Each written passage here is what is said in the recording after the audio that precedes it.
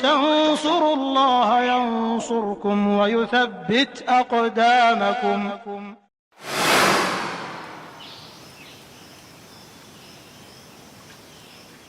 Alhamdulillah, kita lanjutkan Al-Isbah termasuk kaidah yang ke-20, yaitu bahwa mereka beriman kepada apa yang ditunjukkan oleh Al-Quran dari sunnatullah yang bersifat kauniyah qadariyah.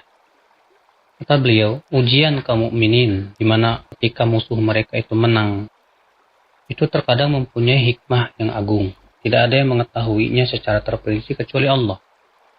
Di antara hikmahnya adalah agar mereka betul-betul tunduk dan betul-betul tadaru kepada Allah dengan meminta pertolongan kepada Allah Subhanahu wa taala untuk mengalahkan musuh-musuh mereka. Yang kedua, kalaulah mereka itu terus-menerus ditolong, maka dikhawatirkan mereka akan terkena penyakit ujub. Kalaulah mereka itu terus-menerus kalah, juga agama tidak akan tegak. Maka terkadang mereka menang, terkadang mereka kalah. Ya, semuanya itu karena ada hikmah yang sangat besar sekali. Yaitu bahwa juga kalau terus-menerus kaum muslimin menang, akan masuk kepada mereka orang-orang yang tujuannya bukan mengikuti Rasul. Bukan pula untuk menegakkan agama, tapi hanya sebatas ingin mendapatkan kenikmatan saja. Maka dengan adanya kekalahan itu, Allah pun kemudian membersihkannya. Di antara hikmahnya juga, Allah Subhanahu wa taala ingin menyempurnakan ubudiyah mereka di waktu senang maupun susah. Di waktu susah, yang mereka betul-betul beribadah. Di waktu senang, mereka pun betul-betul beribadah. Ya, di mana mereka istiqomah dalam dua keadaan tersebut. Kemudian di antara hikmahnya juga, bahwa dengan musuh itu mengalahkan mereka atau menang, akan terlihat siapa yang betul-betul jujur keimanannya dan siapa yang dusta keimanannya. Sehingga dengan seperti itulah Allah Subhanahu wa taala menyaring keimanan para hamba. Kemudian beliau mengatakan, kenapa kaum muslimin kalah? Tentunya yang harus diingat bahwa kekalahan kaum muslimin akibat dosa-dosa mereka. Sebab Allah Subhanahu wa taala mengingatkan dalam surat Al-Imran, awalamma asabatkum musibah qad asabtum mithlaiha qultum anna hadza qul huwa min indi anfusikum. Apakah ketika kalian ditimpa musibah kalah di perang Uhud, sementara kalian telah mendapatkan kemenangan di perang Badar 2 kali lipat, kalian pun berkata, bagaimana kami akan kalah? Katakanlah, kekalahan itu akibat daripada dosa kalian juga, kesalahan kalian juga. Di sini ada beberapa muskilah. Muskilah yang pertama, kelemahan kaum muslimin di seluruh dunia di zaman ini untuk menghadapi orang-orang kafir.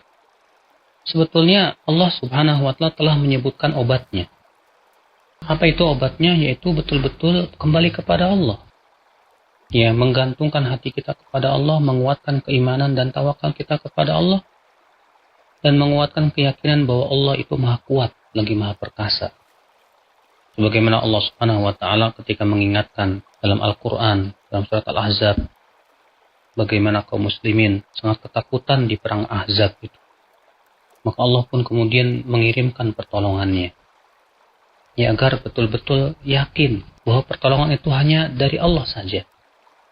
Tidak menyandarkan diri kepada kekuatan diri dan banyaknya jumlah, tidak. Muskilah yang kedua, bahwa orang-orang kafir yang menguasai kaum mukminin, sehingga mereka membunuhi kaum mukminin, menyakiti mereka, padahal kaum muslimin di atas hak, sementara mereka di atas kebatilan. Ini pernah dipertanyakan oleh para sahabat Nabi Shallallahu Alaihi Wasallam. Kenapa kok bisa sampai terjadi seperti itu? Yaitu dalam surat Al-Imran ayat 65 tadi. Ketika kaum muslimin kalah di perang Uhud, mereka berkata, kenapa kami bisa kalah? Maka Allah mengatakan, katakan kekalahan itu berasal dari kesalahan kalian. Artinya itu akibat daripada dosa-dosa kalian juga. Muskilah yang ketiga yaitu terjadinya perselisihan hati dan akidah di antara kaum muslimin. Di mana ya perselisihan itu yang menghilangkan kekuatan. Allah berfirman dalam surat Al-Anfal ayat 46, "Wati Allah wa rasulahu wa la tanaza'u fatafshalu wa tadhhabu rihukum." Taatilah Allah dan Rasulnya dan jangan berselisih, niscaya akan hilanglah kekuatan kalian. Perselisihan yang paling berat itu adalah ketika perselisihan dalam masalah akidah dan keyakinan. Maka kewajiban kita adalah untuk mempersatukan akidah dulu di atas tauhid, di atas akidah yang sahihah.